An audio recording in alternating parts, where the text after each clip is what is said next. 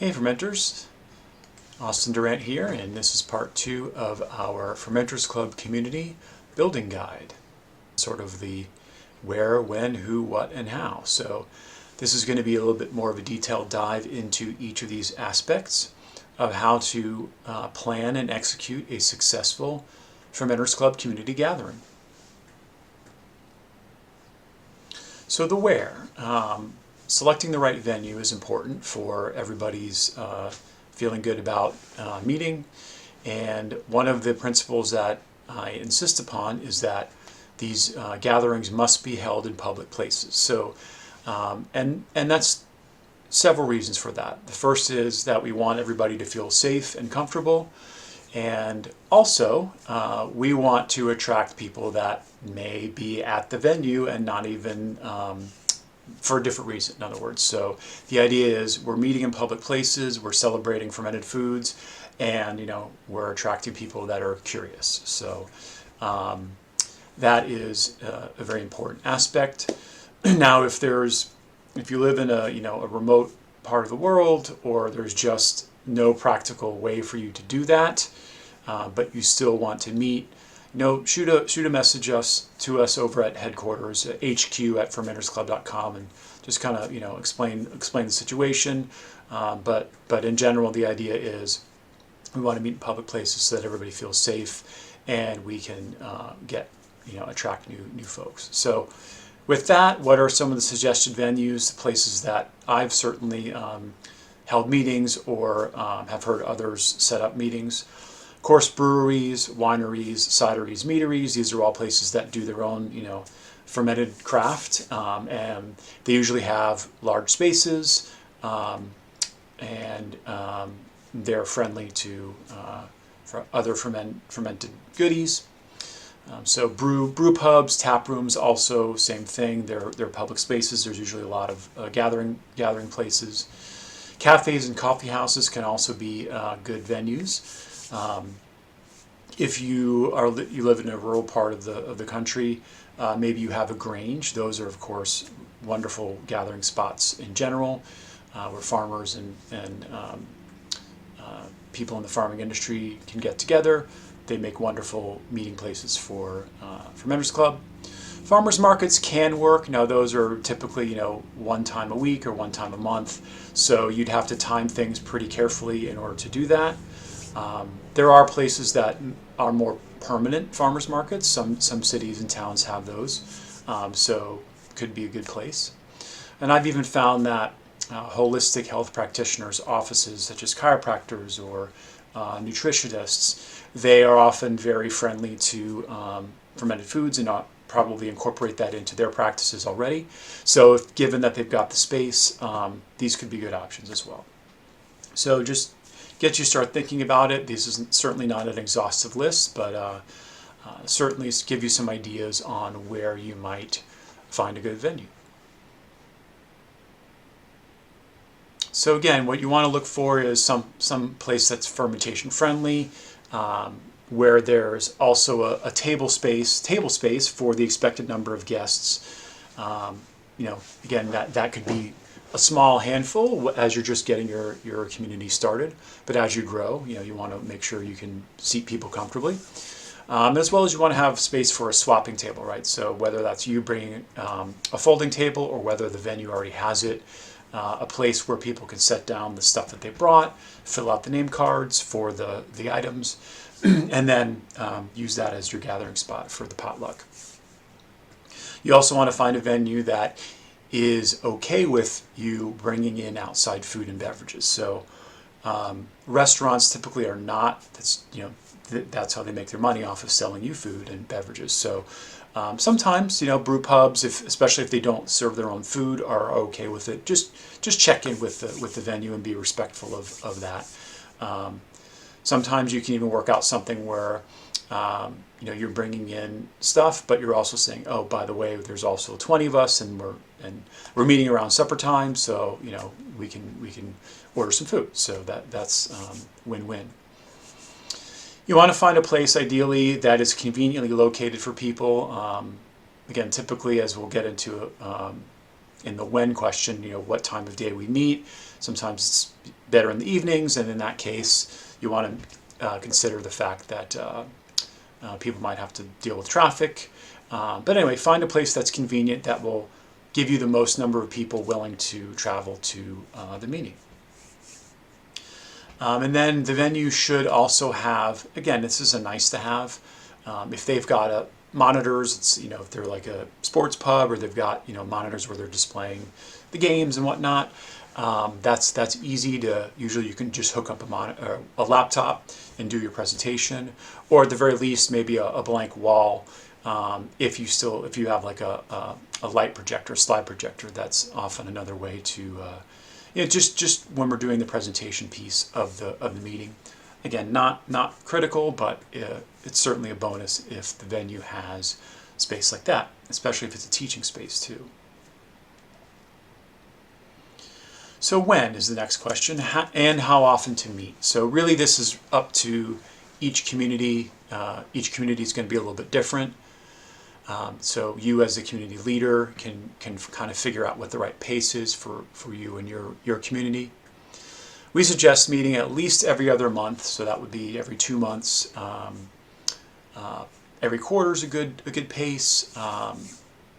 More frequently if more of the members agree, but you don't want to make it too much too often, because like I said, then it becomes a little less special, and you might find that attendance is lower at each of the meetings the more frequently you have them. So just figure out what pace works for you.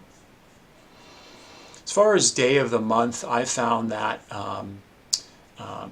finding a specific day of the month, for example, the third Thursdays of the month, is a good way to get so that people can set their schedules to accommodate the meeting. So people know, oh, it's always the third Thursdays of every quarter or whatever it is, then it's easier to remember. Now, if you're doing it during the week, I find that middle of the week, Tuesdays through Thursday evenings, seem to be good days to meet. And this is true especially if your venue is a bar or brew pub or a restaurant, because those are typically less busy times for those types of establishments. And they would welcome, they'll usually have the extra space. They will welcome you in those evenings, evening times.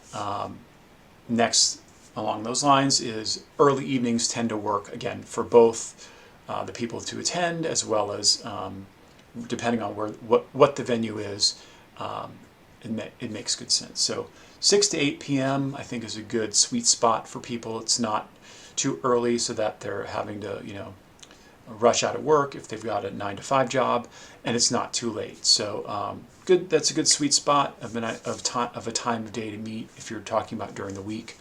If you're doing weekends, if those are better times for your community to meet, starting in the late morning is good, 11 or so.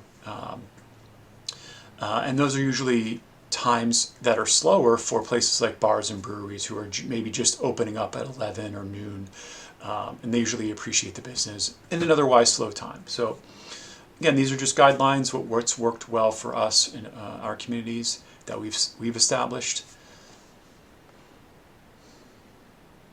So the next question is who? So how do we drum up interest and get the word out about our community meetings? So this is a bit of an eye chart. There are a lot of different ways that you can use to get out word. This is certainly not an exhaustive list. If you've got other ideas, we'd love to hear them here at headquarters. But here are some of the things that are mostly free. I mean, I haven't come across a way to, paying for an ad, which you can certainly do out of your own pocket. But there are plenty of ways to get word out that don't cost anything. So here are some of the ones that work for us. So you definitely want to create a Facebook event.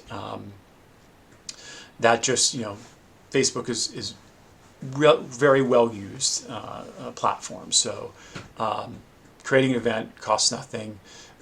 Setting it up 3 to 4 weeks ahead of time is a good, good practice. And then after you've set up the event, be sure to post it and cross-post it into other groups on your own personal feed, and also engage by going into the event itself and making posts throughout. So that's going to help it show up in people's feeds and keep it in top of mind for people. So that covers 1 and 2. If you're a member of other groups, whether they're homesteading groups or anything yoga groups, certain dietary groups, vegans, vegetarians, etc., fermentation is very universal in that way. So post with discretion. Make sure you're not violating terms of these other groups, but definitely share it. It's a good way to get it out into your community. There's an app called Nextdoor, which if that's active in your community, is another great way to post the event that is going on. And another easy thing to do is to find your local online community calendars.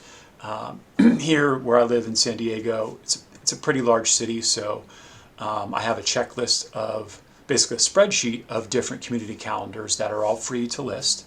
In a community of our size, I think San Diego is like the 11th largest metropolitan area in the United States, so pretty large. I post to about 8 to 10 different calendars that are free. So just find those, Google them, look up community calendars in your area, and like I said, you'll find you can pretty much post to any of them. There are a few that also want you to advertise, which you can do too, but most are free. So next thing is to talk it up. So word of mouth is the most effective advertising method.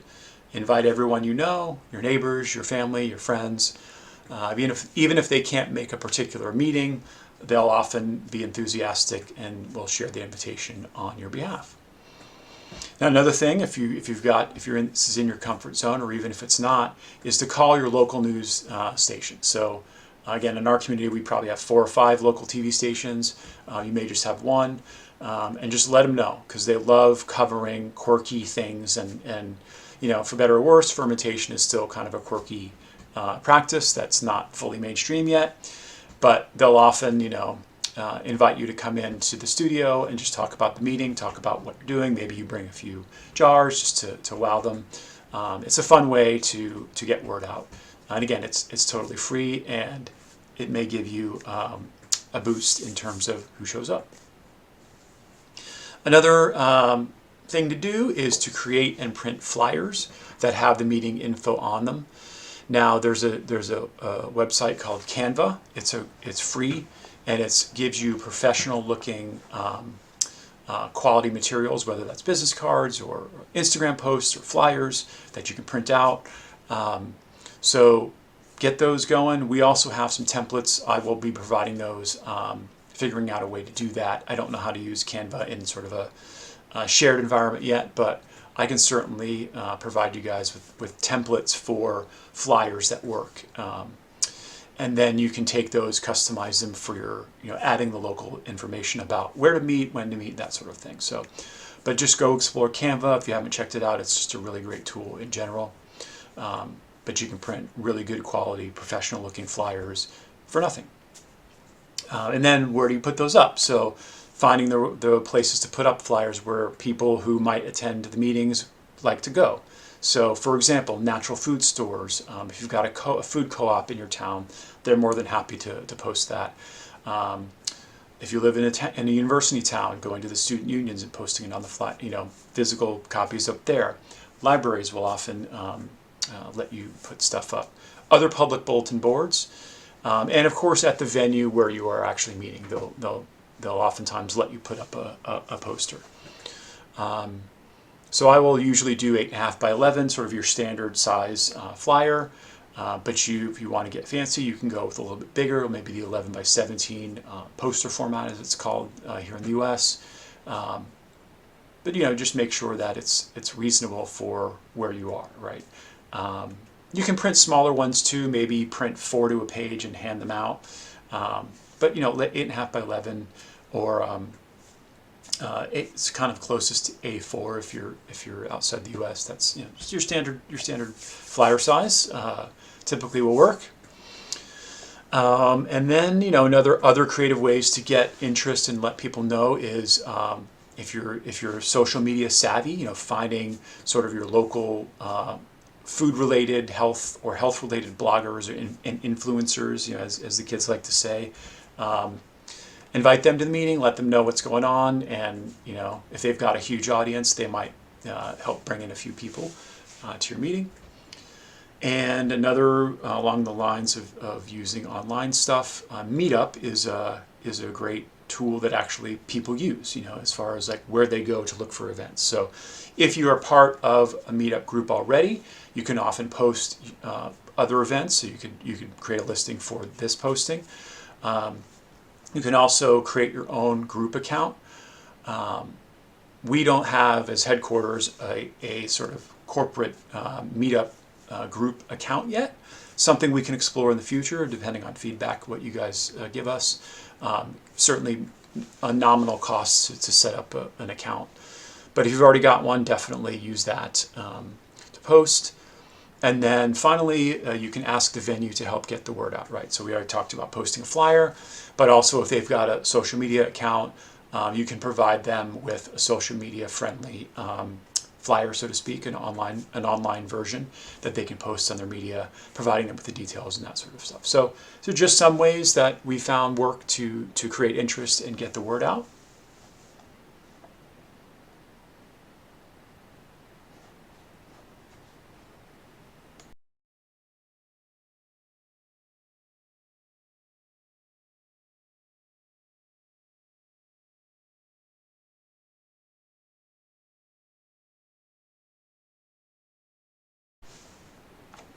Okay, so now we're getting into the what question. So this will cover ideas for meetings and other topics and guest speakers. So the idea, of course, one of the key components is a potluck. So you want to let people know that it's a meeting and potluck.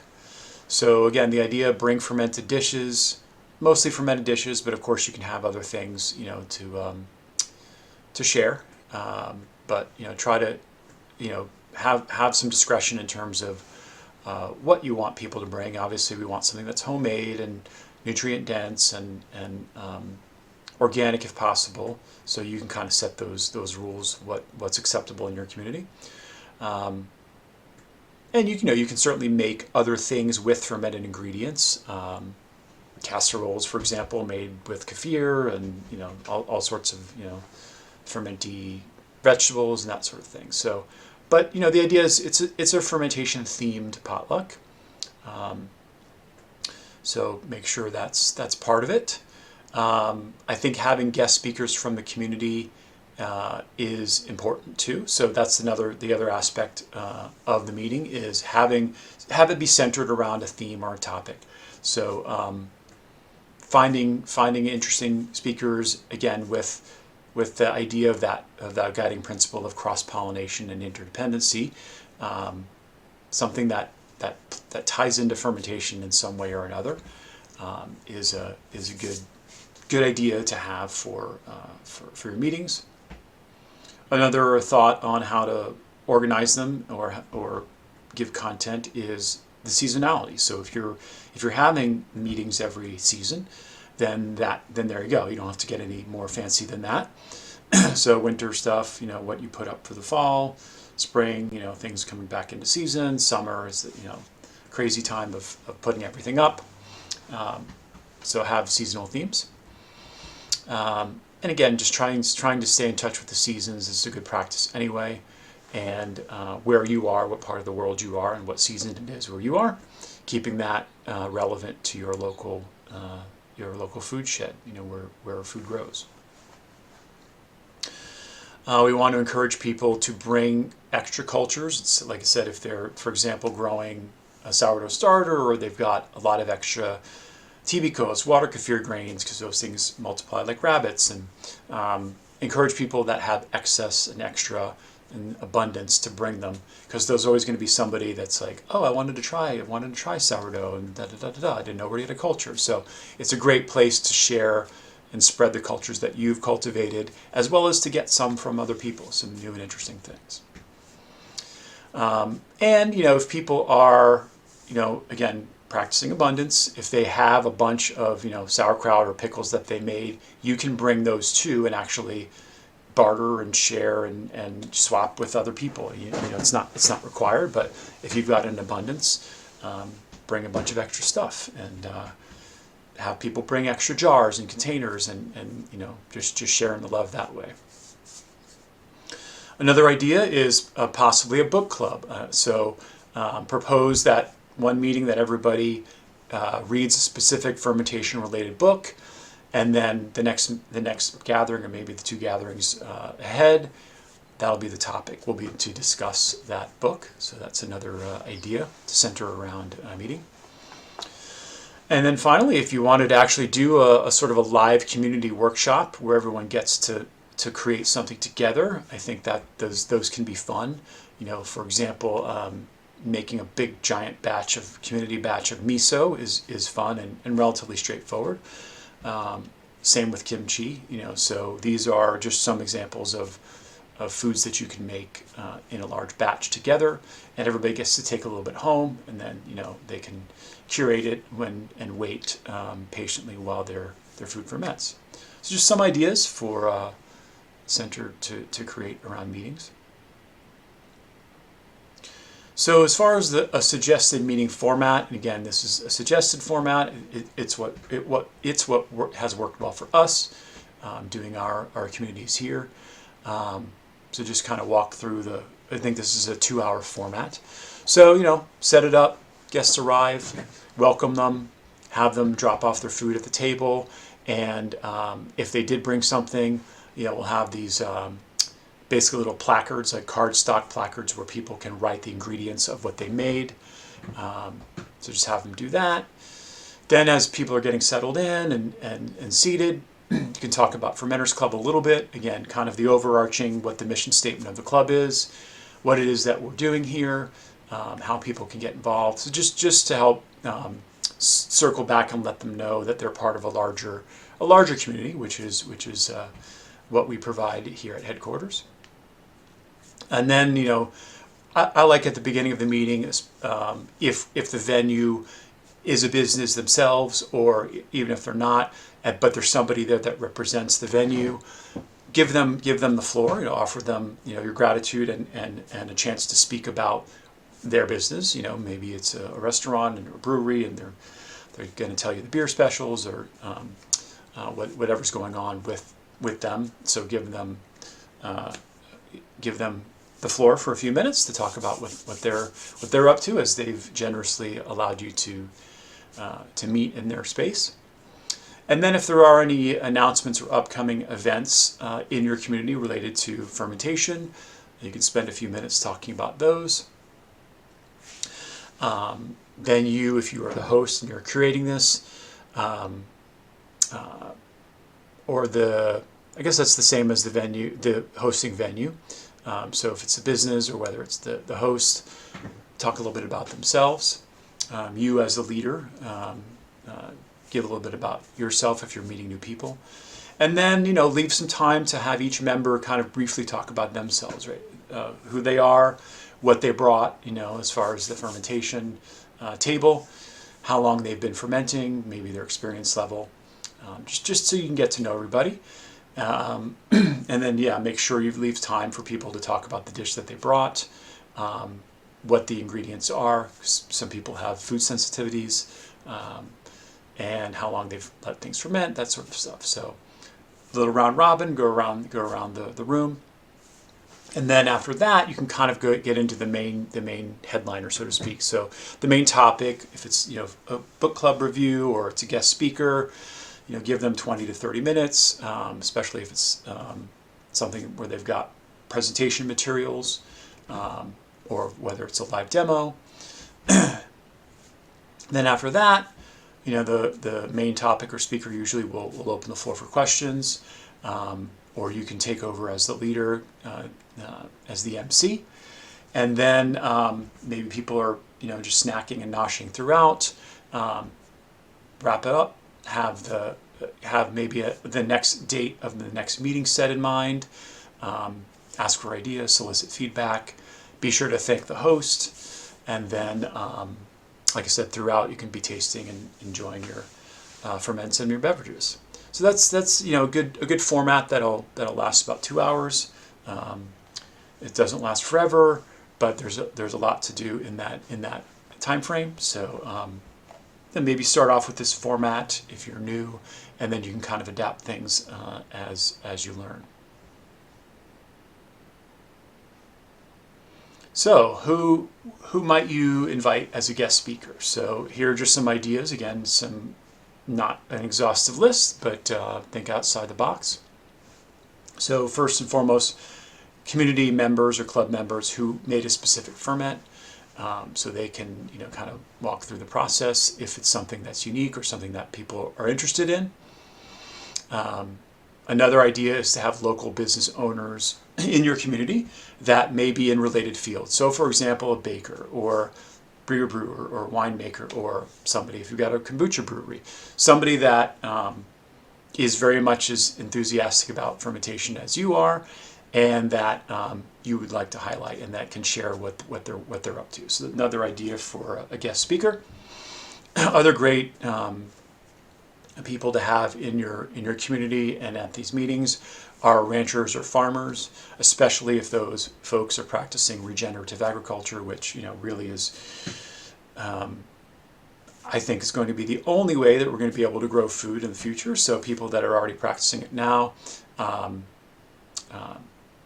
wonderful speakers and can tell you about what they're doing to help grow food, serve their community, but also restore our ecosystem and our biosphere. So, and they make tasty food, so a lot of which we can ferment. So it's a good tie-in. Another idea for guest speaker is maybe a local chef at a restaurant in your community who's already using fermented foods on their menu. I found it's still a very low number of people in the restaurant industry. So if you find one that's doing it, they're enthusiastic about it, and have them be a guest speaker, talk about what they're doing, what the restaurant is, that sort of thing. So again, just some ideas for guest speakers. Not an exhaustive list. Get creative in terms of who might be a good addition to the meeting. So the next question we'll answer is how. So how to really prepare for a meeting if you are the meeting organizer. Here's a checklist of what you can bring to the meeting. So sampling plates, bowls, cups, and silverware. Because again, you're going to be tasting lots of little things. If you can get reusable stuff, that's great. If you have to resort to disposable things, that's okay too. But you can go to like a Goodwill and pick up, a bundle of 50 forks for probably like $5. So just thinking along those lines of reusing things that are out there and that are reusable. And as the host, it's nice to be able to bring that stuff. You can also ask members to bring their own, and most people are more than happy to. So another thing to bring, because oftentimes fermented foods are very pungent and tangy and strong, is like neutrally flavored but salty snacks. So for example, unflavored tortilla chips, popcorn, rice crackers, bread, especially if people are into sourdough. A lot of people are, not too tolerant of gluten, so gluten-free. Plenty of those just snacky things that you can dip things into and serve with different fermented goodies.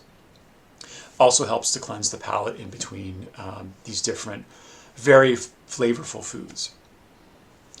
Another thing I like to advocate is bringing extra jars, both for if people are sharing their food and also their cultures. Zip top bags also work well.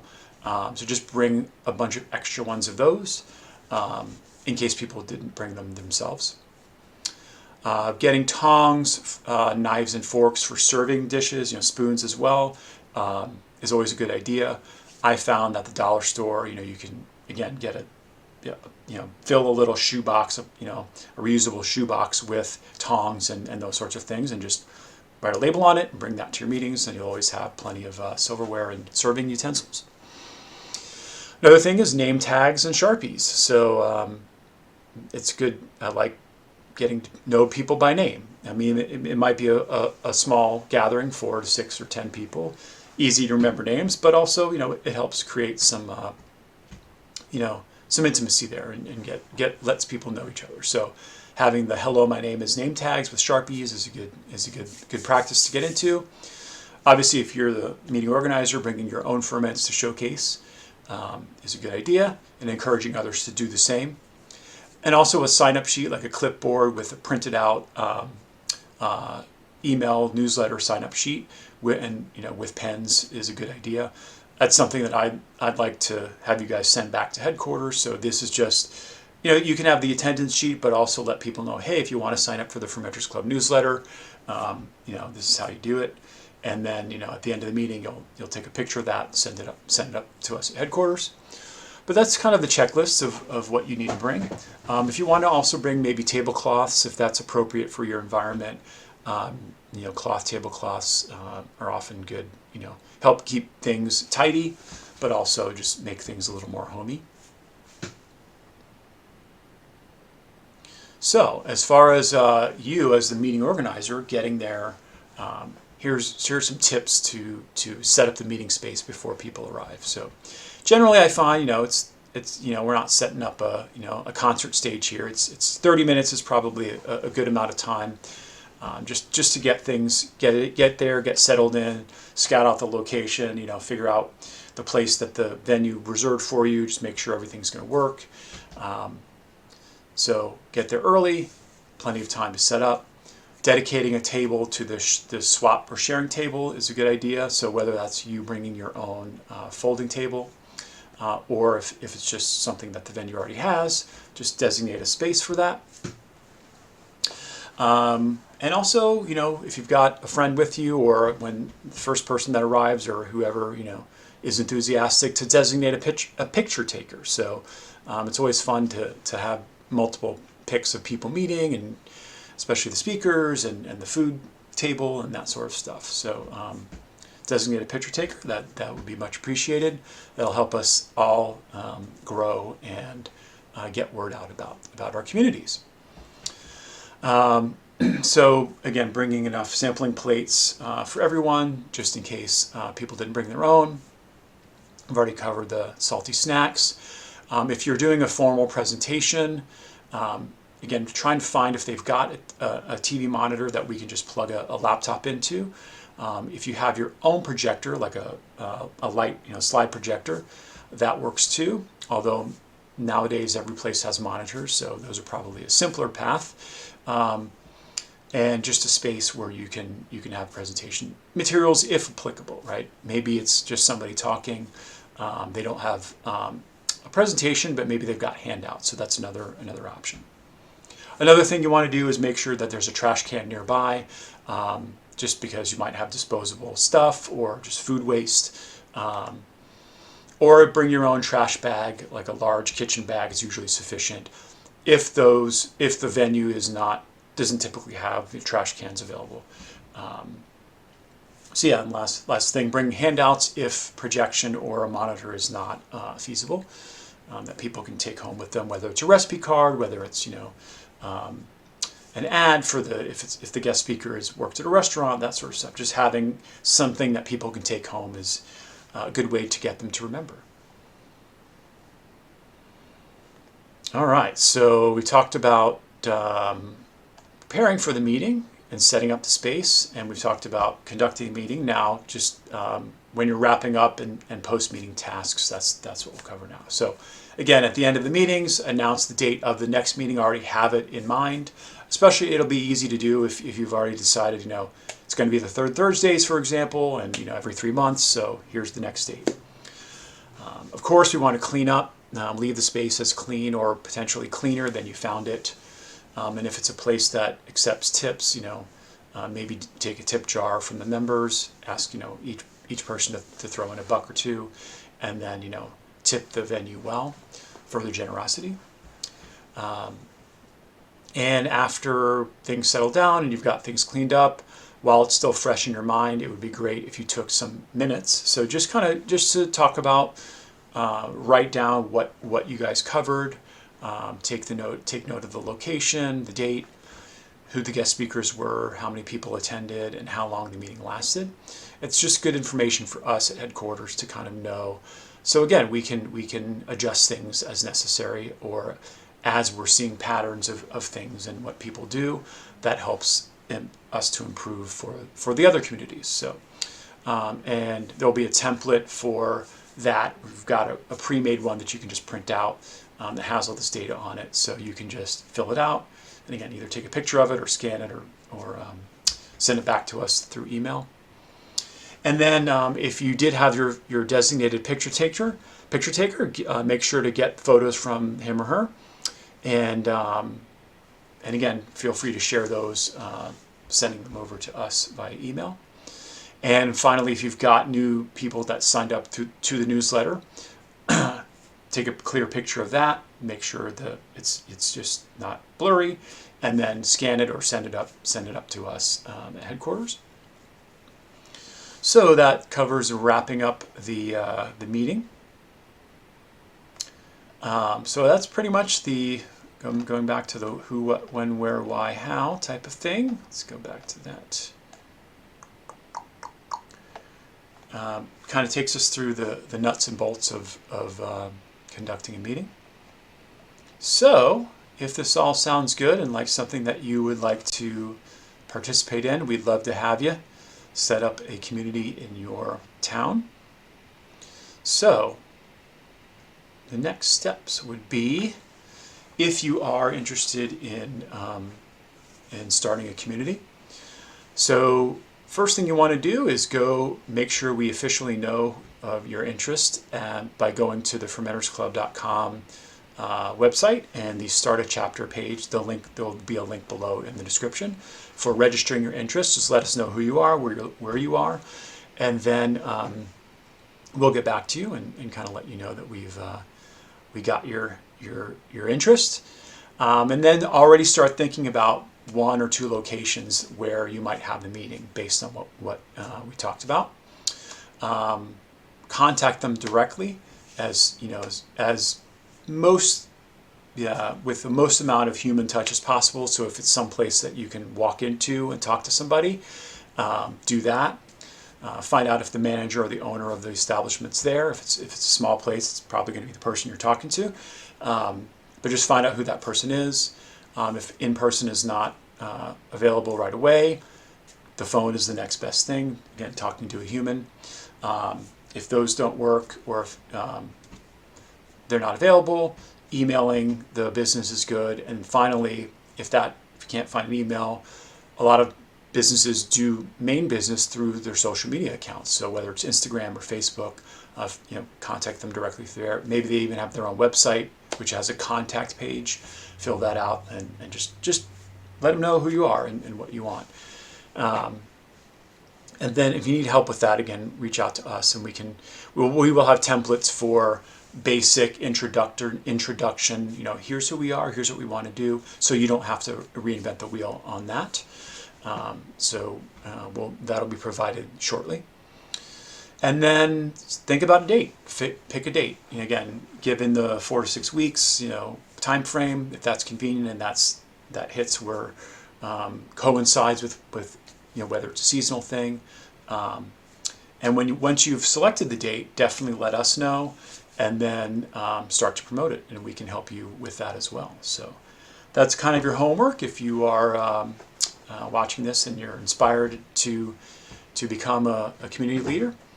And make sure to watch part 1 as well of this. It's a 2-part series to kind of get an idea for what we're looking for and attributes of a community leader.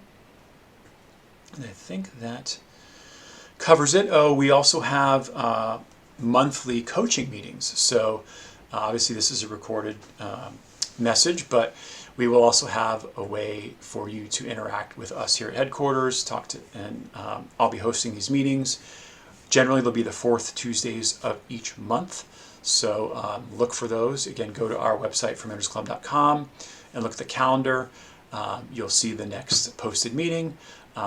You can register for that, and we'll send you the Zoom link on that.